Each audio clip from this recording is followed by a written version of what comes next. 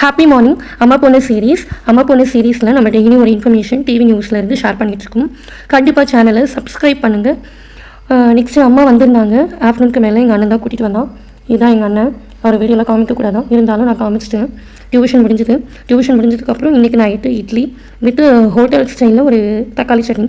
இந்த தக்காளி சட்னி வந்து நீங்கள் ரெகுலராக போடுற இன்க்ரீடியன்ஸோட புதினாவும் பொட்டுக்கடலையும் ஒரு 4 ஸ்பூன் ஆட் பண்ணி இந்த அரைச்சி தாளிச்சிங்க அப்படின்னா அவ்வளோ டேஸ்ட்டாக இருக்கும்.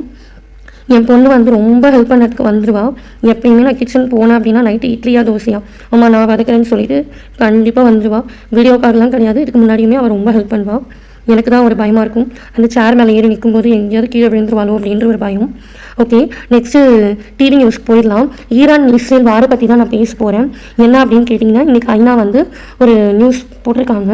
இந்த வார்னால் வந்து அங்கே அந்த 2 நாடுகளுடைய சுற்றுச்சூழல் பாதிப்படைஞ்சதாகவும் அங்கே இருக்கக்கூடிய மக்களுக்கு சுவாச பிரச்சனை ப்ரீத்திங் இஷ்யூஸ் வரப்போகிறதாகவும் போட்டிருக்காங்க.